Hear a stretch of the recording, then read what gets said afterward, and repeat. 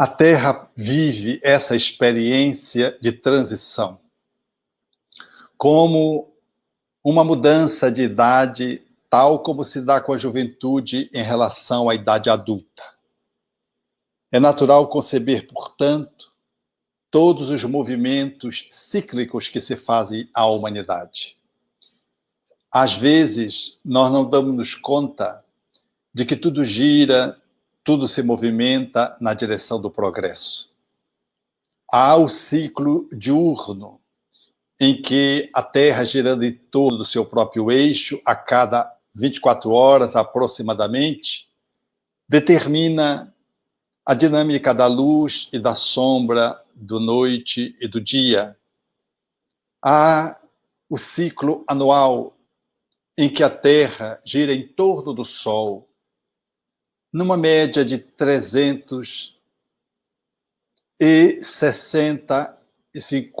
65 dias, conforme o ajustamento do calendário, caracterizando o ano que se ajusta com o ano bissexto, procurando organizar a matemática humana, a matemática exata do movimento dos astros. Quando temos esse movimento anual que gera as estações e fechamos um ciclo, o Sol carregando o nosso sistema solar dentro da nossa galáxia, a Via Láctea, faz a sua movimentação igualmente de um ciclo, em torno do qual ele passa 250 aproximadamente milhões de anos para poder fazer um giro completo na nossa Via Láctea. A última vez, só estavam os dinossauros na Terra. E a nossa galáxia gira no meio de tantas outras galáxias que se movimentam há mais de 4 bilhões de anos, quando se supõe ter havido aquela grande explosão, o Big Bang, fazendo com que o universo pudesse se expandir de forma inflacionária, numa movimentação que hoje, segundo os rádios, telescópios da ciência da astronáutica humana, registram aproximadamente 3 trilhões de galáxias. Se movimenta no espaço sideral.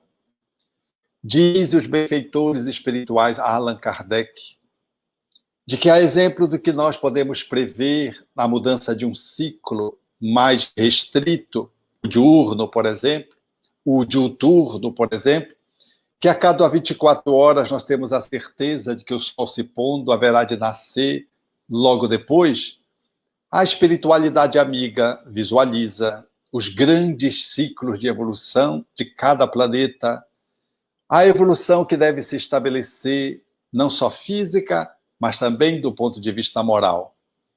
E a época de Kardec, de que essa transformação estava se operando há aproximadamente um século, quase. Já tinha começado, surgindo uma nova era para a humanidade, e de que o Espiritismo viria do bojo dessa transformação, cujo processo se dará ao longo de séculos. Toda transformação social e moral, ela se estabelece dentro de um longo tempo, para se afirmar o progresso de uma forma mais efetiva. E disseram os espíritos que nós estávamos num planejamento de mudança em que o ciclo do planeta de provas e expiações que a Terra experimentava deveria ceder lugar a um novo patamar evolutivo, que é o planeta de regeneração. Essa mudança de patamar não ensejaria apenas olhar enquanto a alteração material, já que a Terra já tinha feito as suas grandes revoluções da sua estrutura material ao longo do tempo, de que agora não eram as entranhas do globo físico que deveriam se transformar, eram as entranhas da humanidade, que deveria experimentar uma transformação guindando a Terra.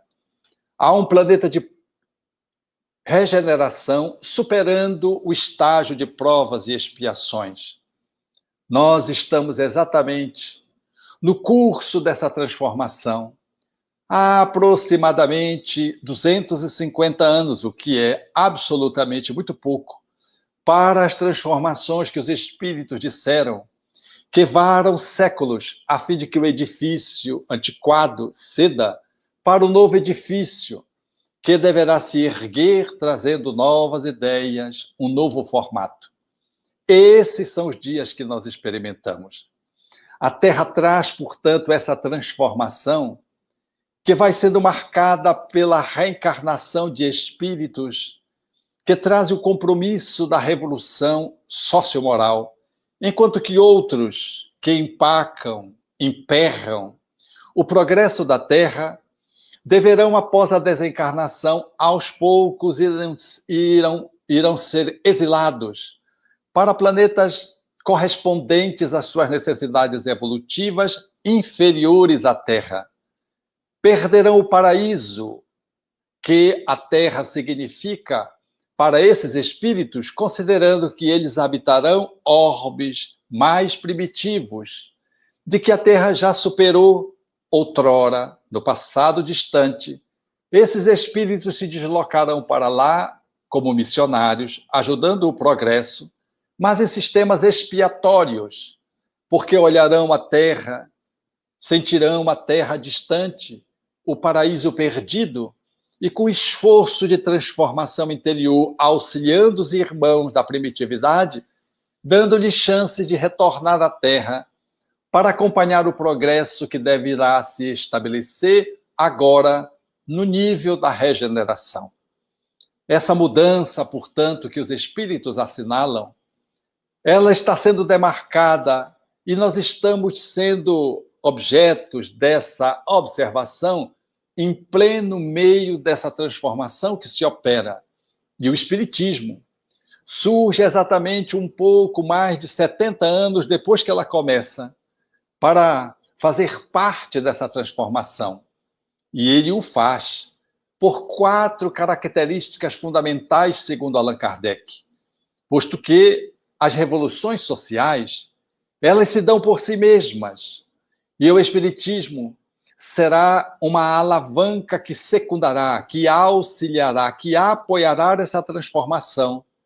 Por essas 4 características que caracterizam a doutrina, a amplitude de vistas. O Espiritismo é uma doutrina que tem uma abrangência extraordinária para perceber os problemas humanos, porque ele é uma ciência que se debruça sobre o espírito, trazendo uma filosofia de vida e uma ética, ensejando um comportamento moral, resgatando a moral cristã.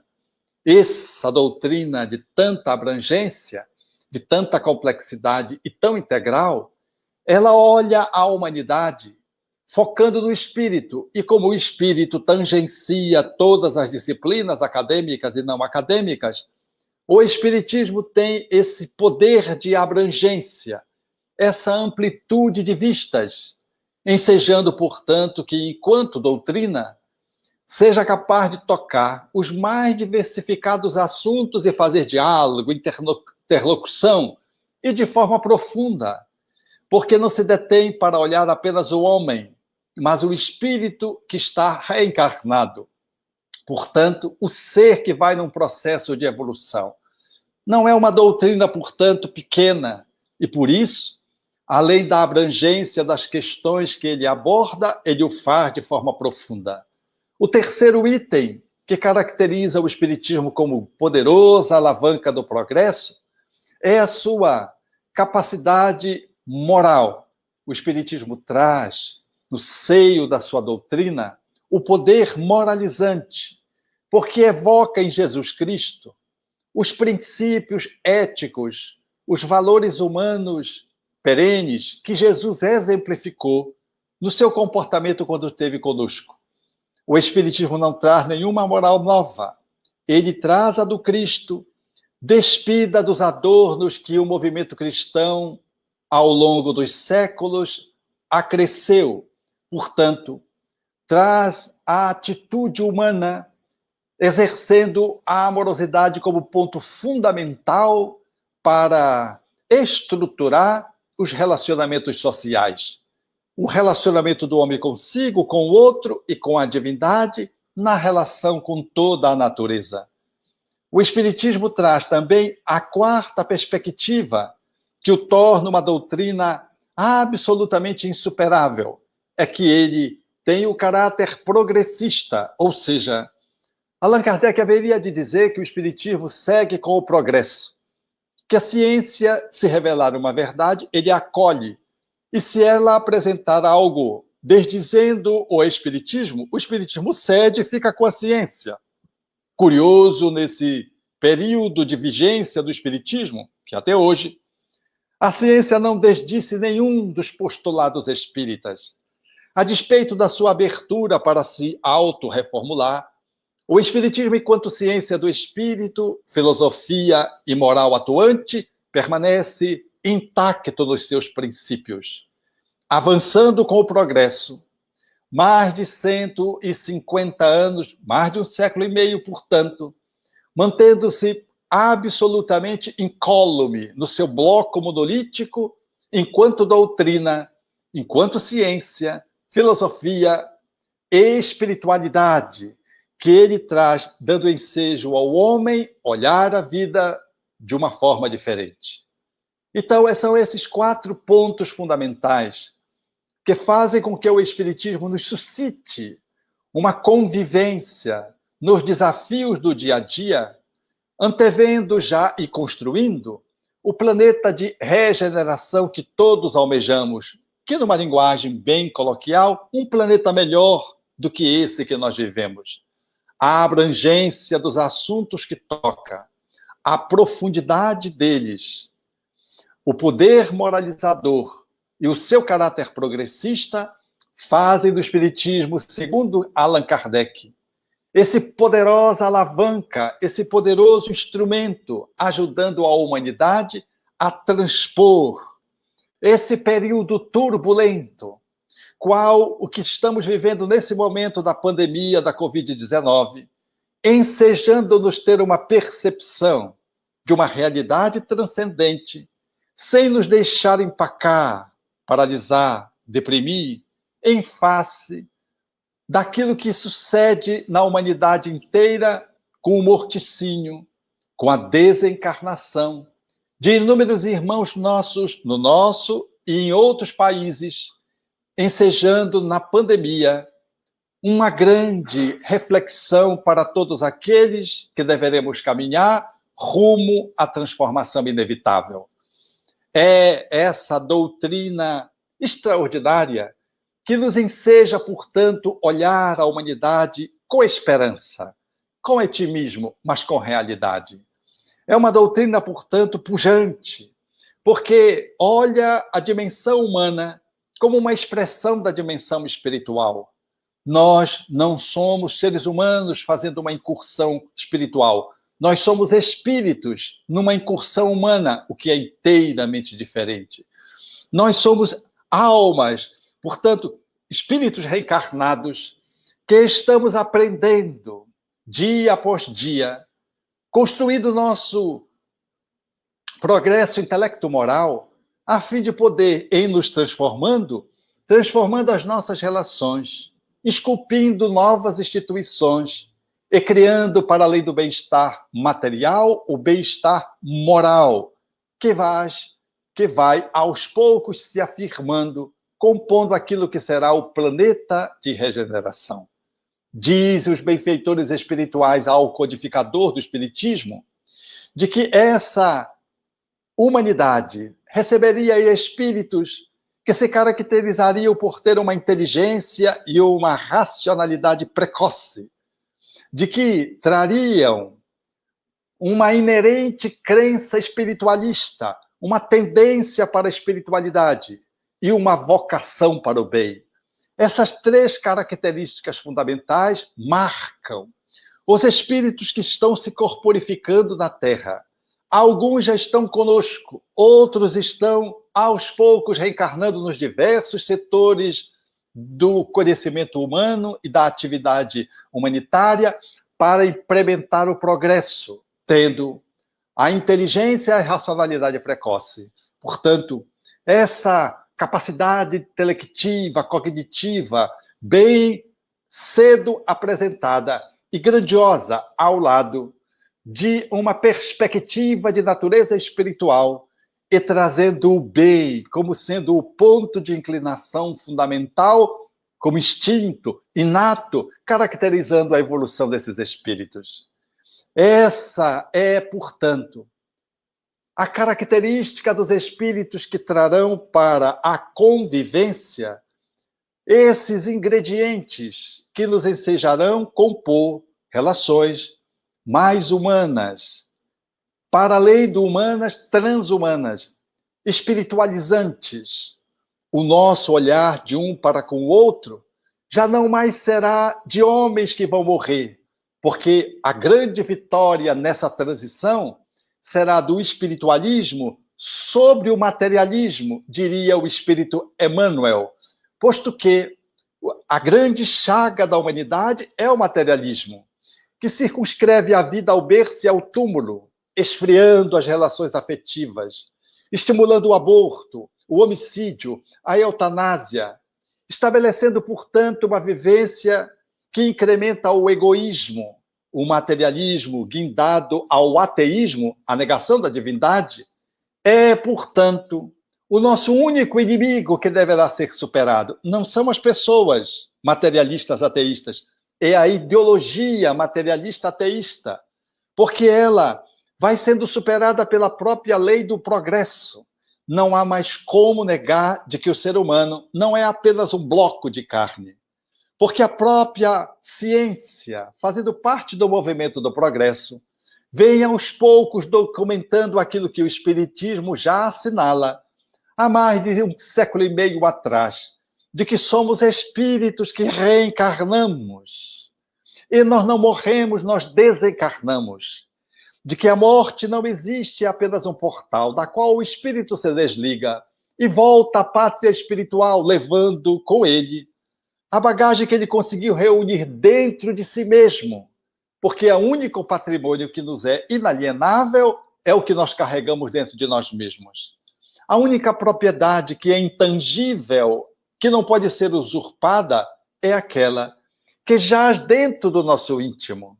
Esse olhar do Espiritismo transforma a Terra numa grande escola de aprendizado. Ela não coloca, portanto, a felicidade circunscrita à Terra, às coisas, aos bens materiais, porque logo vamos morrer. Não vamos morrer, vamos desencarnar. E já estamos aqui de conformidade com as outras reencarnações que tivemos, quando operamos de uma forma mais ou menos saudável, ou não, e agora recebemos as consequências disso, pela lei de causalidade, de causa e efeito. E assim, nós estamos todos juntos recomparecendo ao palco da escolarização do espírito, vivendo na humanidade as condições que nos ensejam o aprendizado, o progresso, essa visão transcendente do espiritismo, que nos suscita a ver a evolução como uma grande espiral, onde a gente sai do corpo, volta para o corpo, sai do corpo e vai no processo de abrangência a caminho da perfeição, que não se pode operar num só globo. Faz-nos com que a gente olhe para o universo e entenda que 3 trilhões de galáxias, elas não estão apenas costas para que pudéssemos documentar as radiações nos nossos possantes estabelecimentos de tecnologia cibernética, da astronáutica, para sabermos que elas existem. Não. De que há muitas moradas na casa de nosso Pai. De que a vida não se circunscreve ao planeta azul, mas de que ele é tão sagrado quanto outros planetas que giram no nosso sistema e em outros sistemas.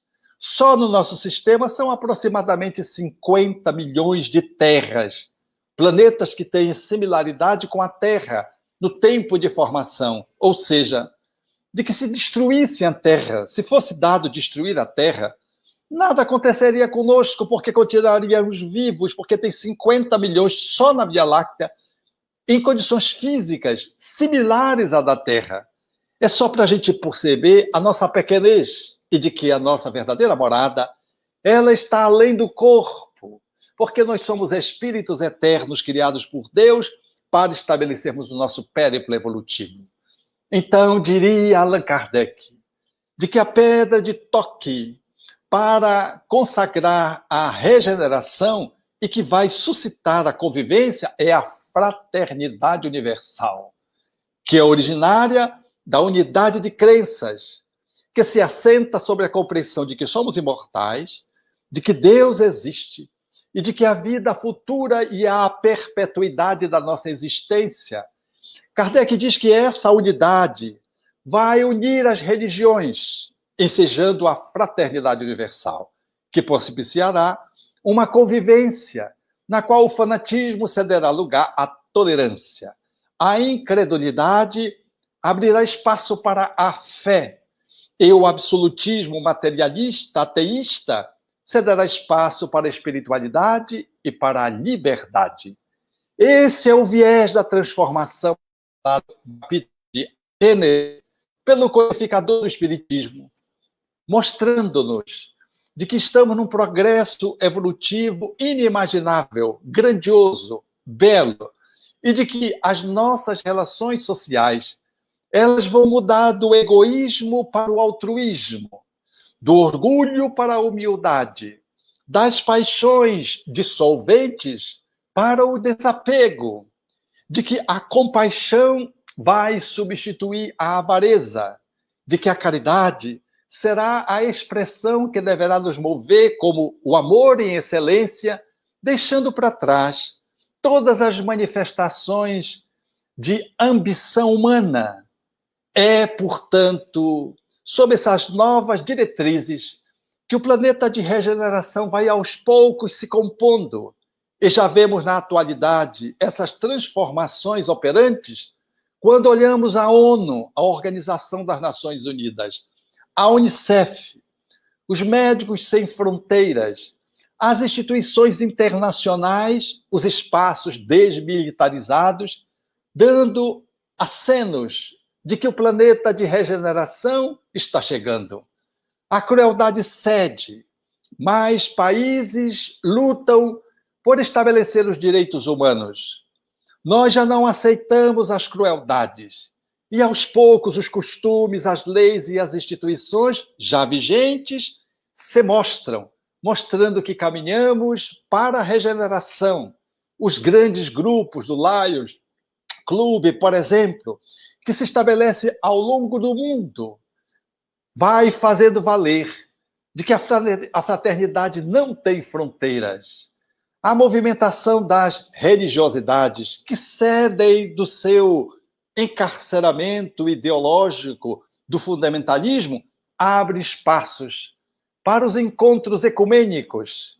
E temos visto, a pouco e pouco, a humanidade seguindo na direção de uma convivência que vai superando a violência, superando o orgulho fanático, superando o fundamentalismo, seja de religião, seja de política, seja de esporte, seja qual seja o fundamentalismo de ciência, porque nenhum fundamentalismo, nenhum radicalismo deverá permanecer no planeta de regeneração.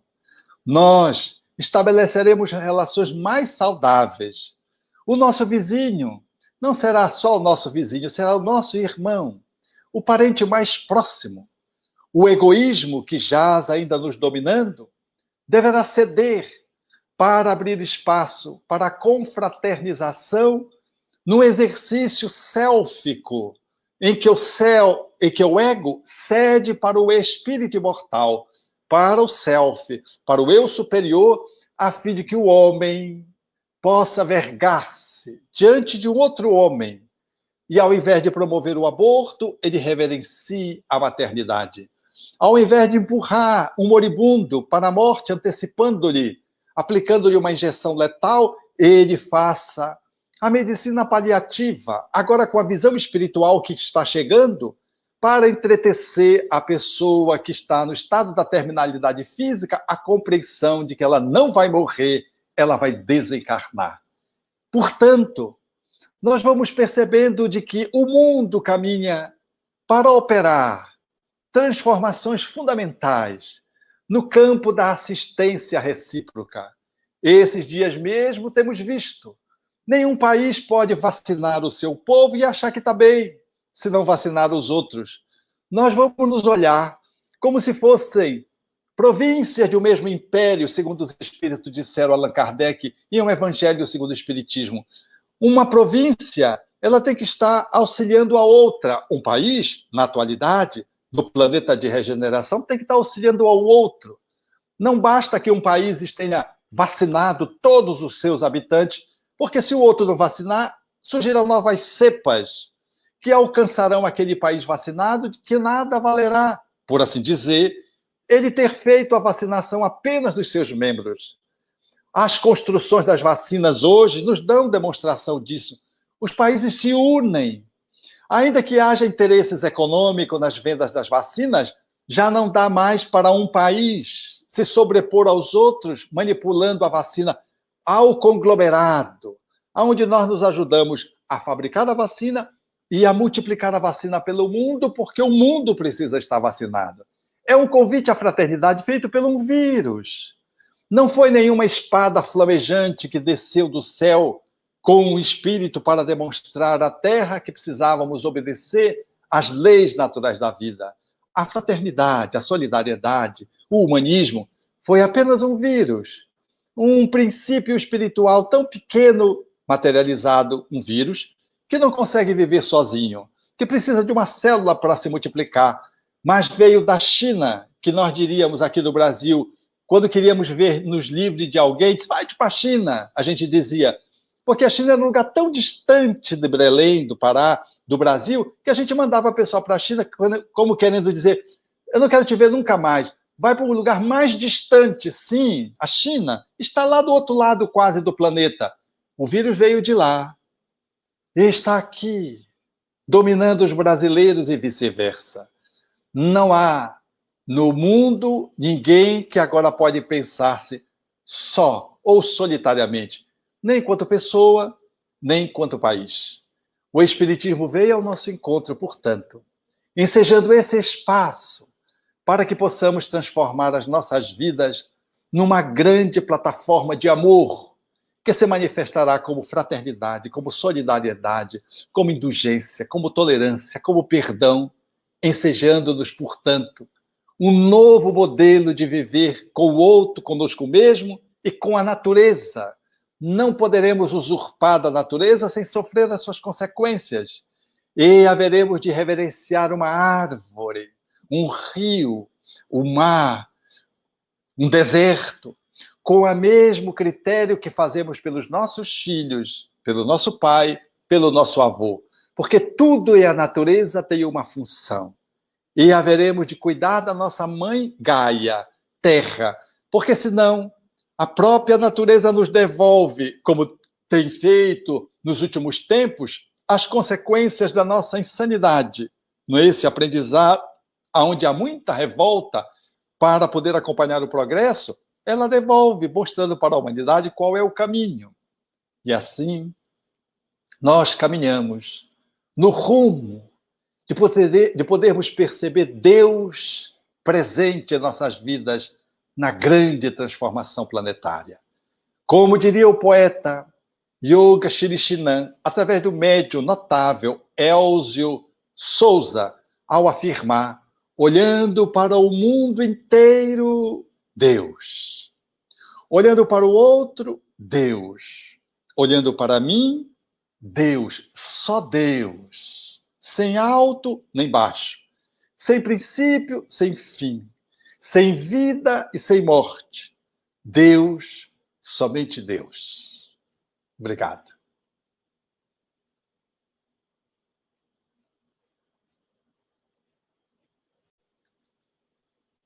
Obrigado, Alberto. Temos duas perguntas aqui também que têm a mesma temática.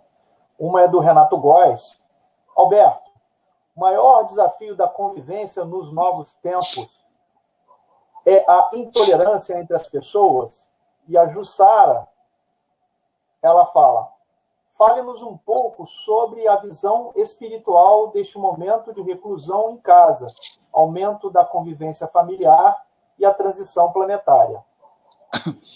Muito boas perguntas, Marcos. A intolerância, ela tem sido marcante no nosso planeta nesses dias. Tudo que você disser ou não disser será usado contra você. É impressionante. Qualquer palavra que a gente use, você já corre o risco de cometer um crime. É verdade que tem que ser superado preconceitos. É verdade que tem que ser superado algumas limitações à liberdade. Alguns constrangimentos e opressões precisam ser banidas. Mas a forma como a gente faz é violenta também. Nós estamos num grau insuportável de tolerância. Vivemos a intolerância. É religiosa, é racial, é desportiva, é política. Nós não conseguimos mais aceitar nada que, de algum modo, fira os nossos interesses. Às vezes o outro não teve essa intenção, mas usou uma palavra. Mas aquela palavra que não teve a intencionalidade, às vezes é tomada como uma ofensa. Então, se me chamarem de alto, eu posso me sentir ressentido, porque eu sou alto, posso me sentir como um preconceito. Se chamar de baixinho, a pessoa pode reivindicar, porque eu estou desqualificando a altura dela. Qualquer coisa hoje virou motivo de querela, de confusão e de judicialização em função desse mecanismo de intolerância. Sem negar as necessidades que precisamos fazer da superação dos preconceitos religiosos, de gênero, de raça, de etnia, preconceitos variados. Nós precisamos fazer um movimento de inclusão, de pertencimento na Terra, mas daí há um radicalismo oposto, aonde a movimentação de reivindicação de direitos, ela se mostra violenta, aí nós caímos no outro extremo. Então, isso faz parte de um movimento de progresso que nós vamos precisar ajustar, porque hoje qualquer coisa que você fale pode você incorrer em crime por conta de palavras que tomam este ou aquele significado e que pode estar relacionada por alguém em nível de preconceito. Eu que lido com a palavra, vez que outra me vejo numa situação dessa ordem, questionada. Por que eu usei essa expressão? Por que eu usei aquela expressão? E é muito difícil você falar hoje em dia, porque qualquer coisa que você fale pode ter uma visão diferenciada.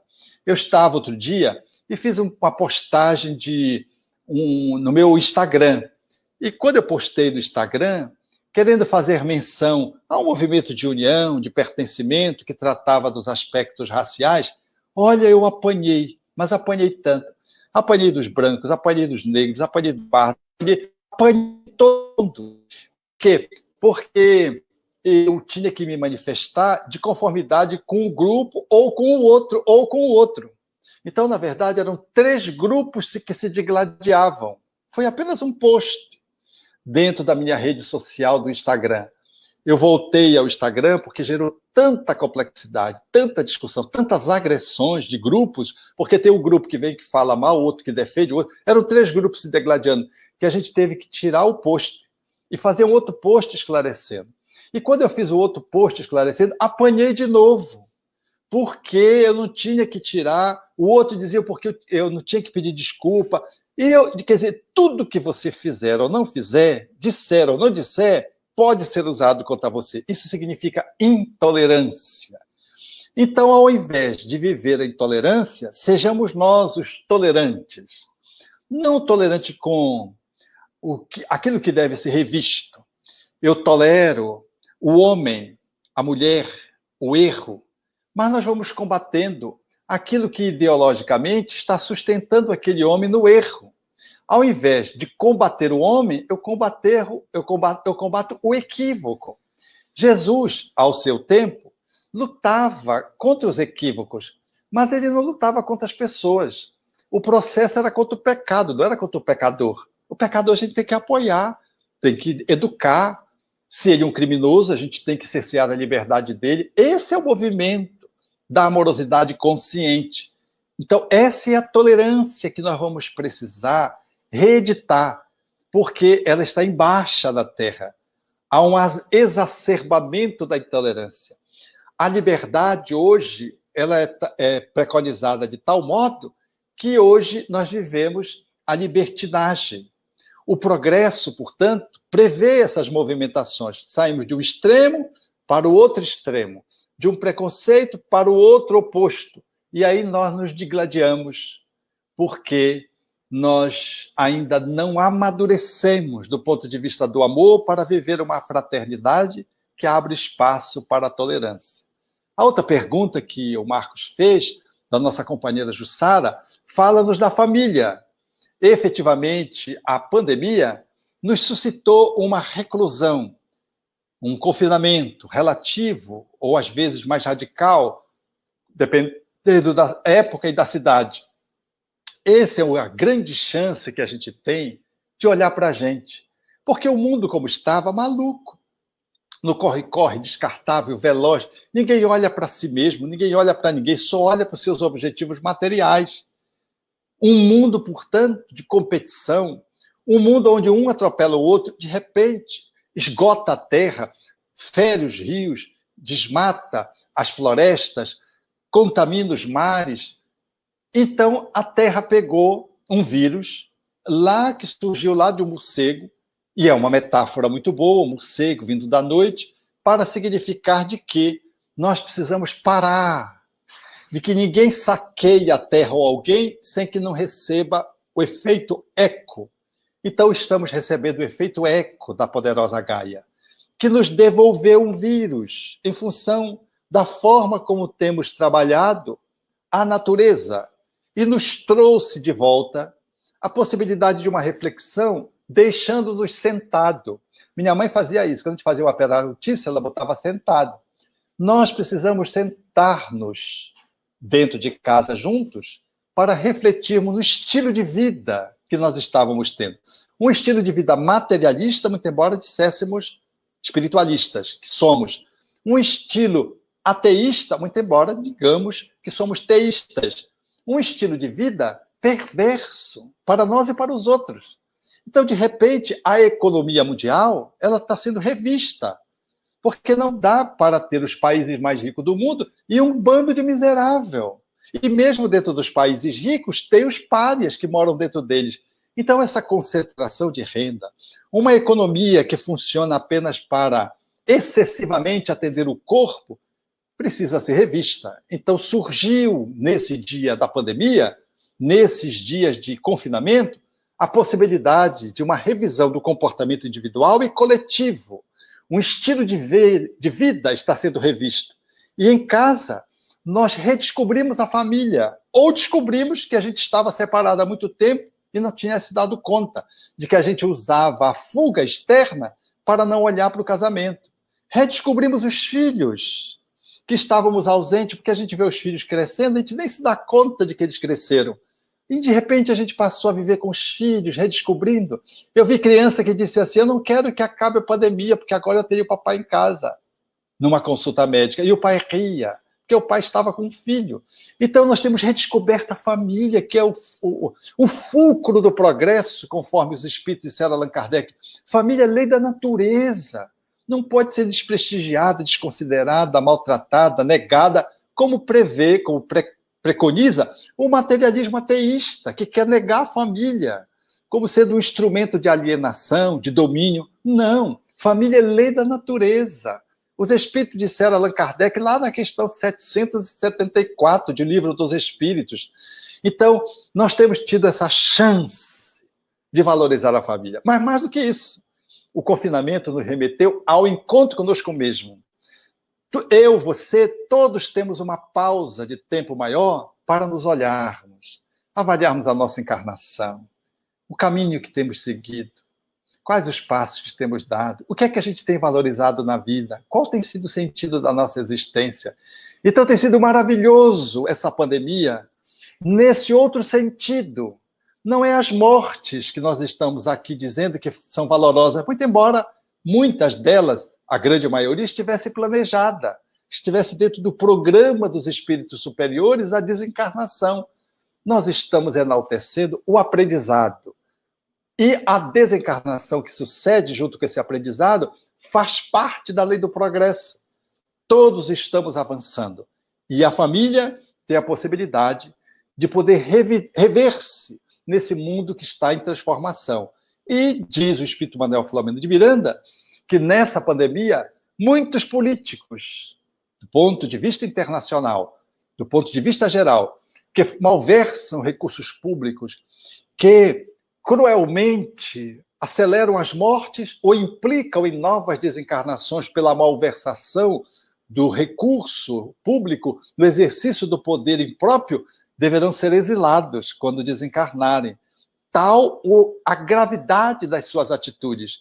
Então, esse confinamento, ele também envolve essa seleção que a pergunta anterior fez, de alguns espíritos estão tendo a oportunidade de fazer um bom gerenciamento ou estão se entregando às suas más paixões e se deixando levar por crimes hediondos que deverão responder no mundo primitivo em relação à Terra.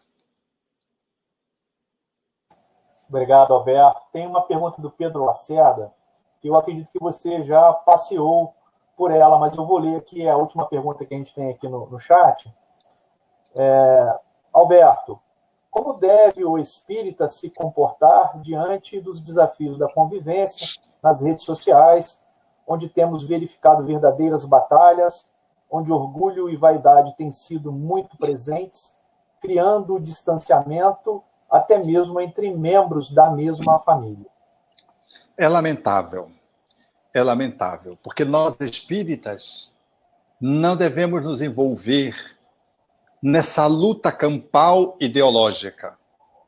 É como se tivéssemos que brigar até a morte, porque um é Palmeiras, o outro é Corinthians, um é Remo, outro é Paysandu. Isso é um absurdo, do ponto de vista esportivo, do ponto de vista político, do ponto de vista religioso. Qualquer extremismo está longe do Espiritismo. O Espiritismo não é uma doutrina de esquerda, de direita, nem de centro. É uma doutrina do alto.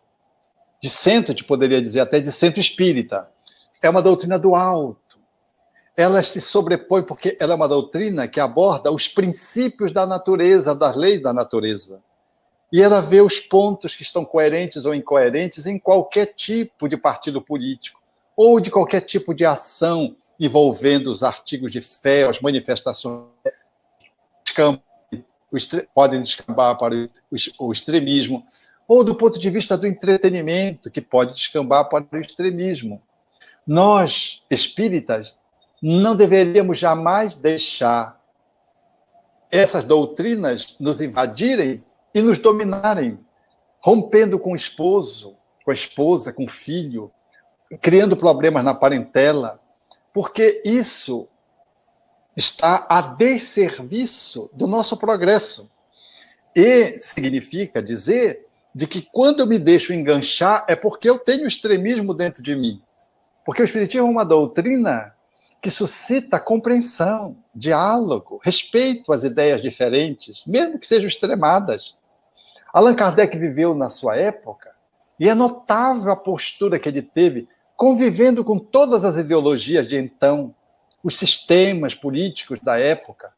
E ele se manteve fazendo diálogo com cada um dentro de a postura que os espíritos lhe ensejaram oferecer, numa equanimidade, no equilíbrio, observando o que cada uma tinha de bom ou que não se sintonizava com a doutrina espírita. E ele fazia essa análise de forma serena. Não era contra as pessoas. Era a análise das ideologias para ver em que elas estavam consentâneas com os ensinamentos dos espíritos, ou não, e de acordo com a lei do progresso. Ele recebia os espíritos que sustentavam essas ideologias desencarnados depois, que se retratavam, falando sobre as ideologias que eles sustentavam. É muito interessante, quando a gente lê a Revista Espírita, a possibilidade de ver como Kardec atuou nisso.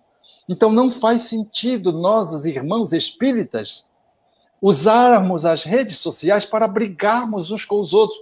Respeitemos a ideia de cada um, mas nós não podemos trazer para o nível pessoal. Eu não gosto mais de você porque você é de uma cor tal, eu sou de outra cor tal, você é de uma ideologia tal, eu sou de outra ideologia tal, você é do time de futebol tal, eu sou do tal. Essa é uma visão absolutamente tacanha que nos impede de viver a solidariedade. Nós usamos o processo da exclusão. Todo fundamentalismo gera um processo de exclusão.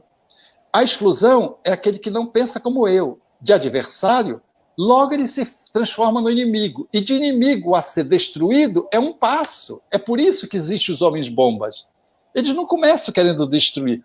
As coisas vão aos poucos, vão tomando volume, quando a gente vê, uma torcida está acabando com a outra. Uma ideologia política está querendo destruir o outro, dizendo nos jornais, nas redes sociais, que fulano deveria morrer. Coisas assim.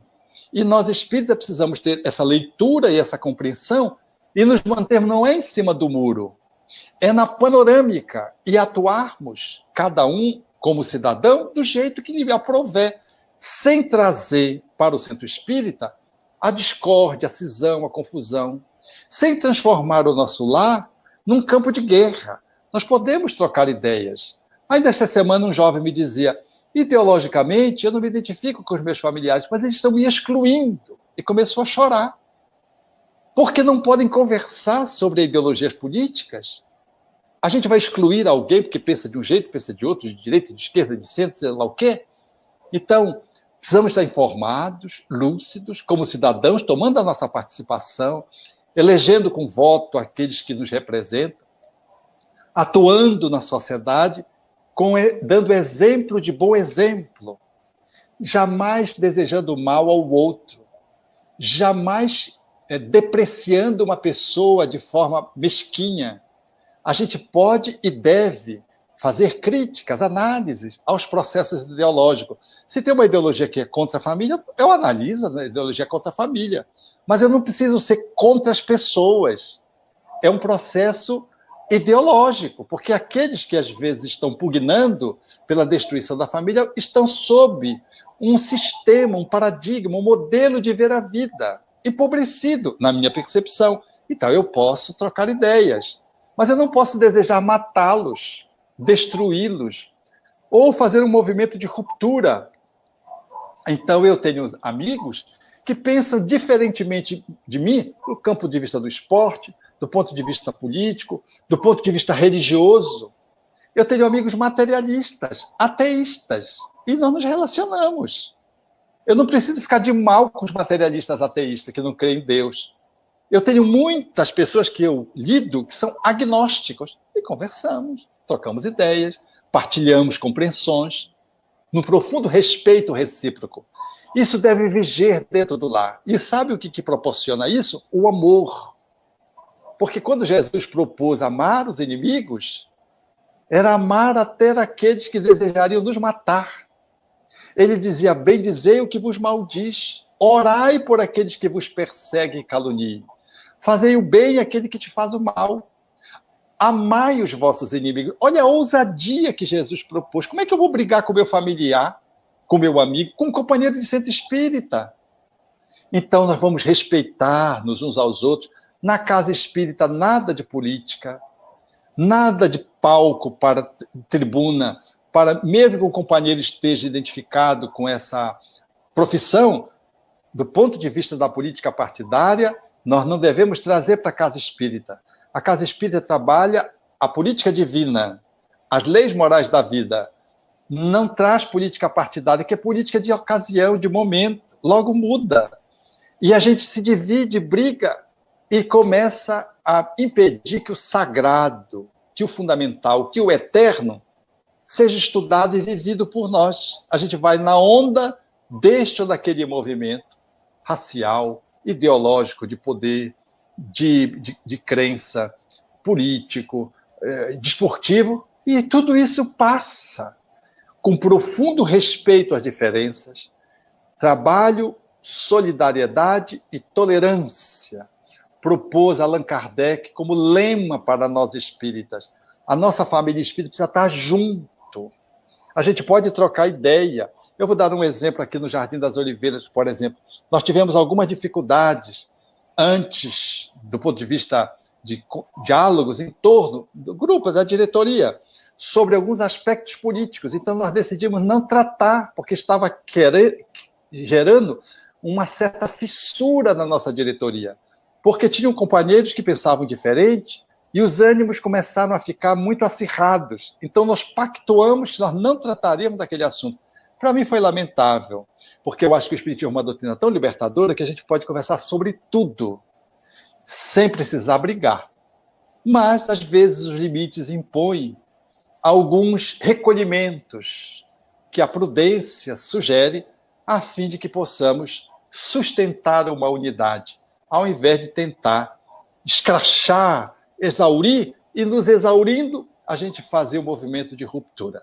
Nem na família consanguínea, nem na família espírita cabe a intolerância, o radicalismo, o extremismo, o fundamentalismo de qualquer ordem, do religioso ao científico, porque há também o fundamentalismo científico, da ciência.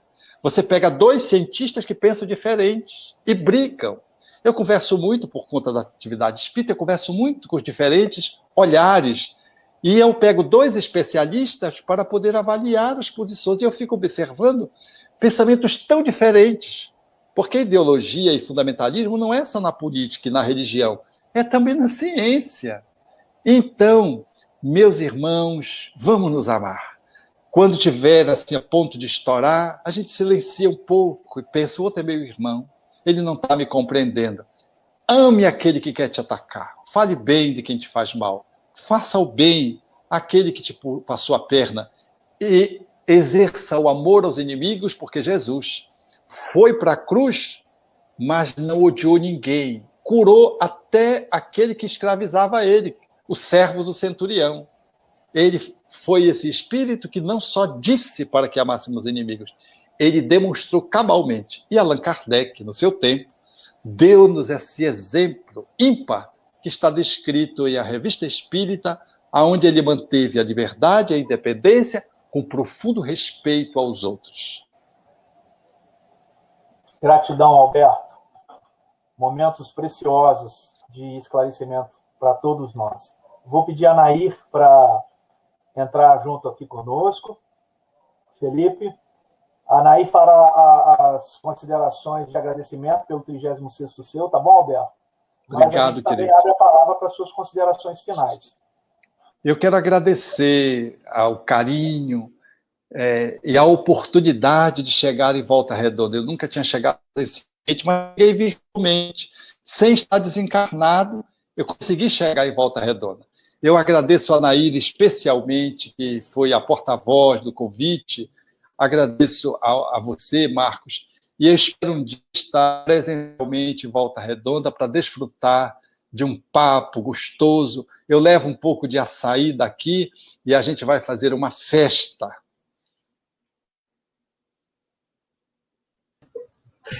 Alberto, estamos assim, muito agradecidos todos, né, pela sua presença aqui em Volta Redonda. E esperamos que possamos novamente aqui nos reunirmos. Essa pandemia tem alguns aspectos positivos, porque a gente convive, assim, se percebe, se aproxima de muitas pessoas, né? Nos dá uma oportunidade ímpar mesmo com relação a esse momento e essas nossas possibilidades de conhecer, de reconhecer e de poder conviver com as pessoas. A nossa gratidão é imensa. A sua fala dispensa comentários, né? Porque tudo muito, muito bem, todas as lives, todas as palestras que a gente já assistiu, até pessoalmente mesmo, que eu já estive lá no Rio, em alguns eventos que você esteve, e sempre fascinante, sempre muito bom, e que nos favorece mesmo com grandes ensinamentos e fortalecendo, né, o nosso ânimo, a nossa vontade de continuar esse conhecimento mais ampliado com relação ao momento que nós estamos passando, né, que é extremamente importante realmente, né, o nosso tempo aqui na Terra. Então, nós agradecemos novamente e que você possa continuar com toda essa paciência e com todo carinho com quem nos tem brindado, tá bom? Um grande abraço para você e que Deus o ampare sempre, como sempre está. Obrigado. Obrigado, Alberto.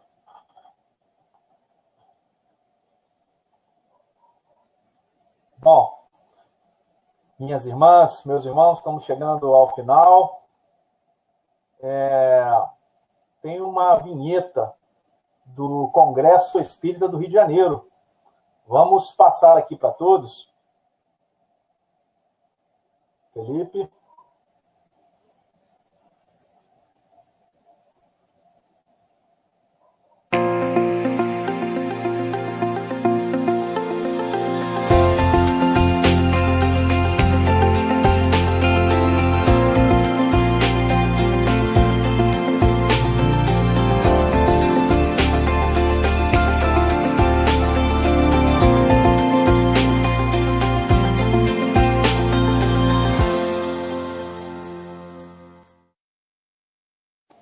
Congresso Espírita Virtual do Estado do Rio de Janeiro. Mentes interconectadas, hein? Contamos aí com a participação de todos.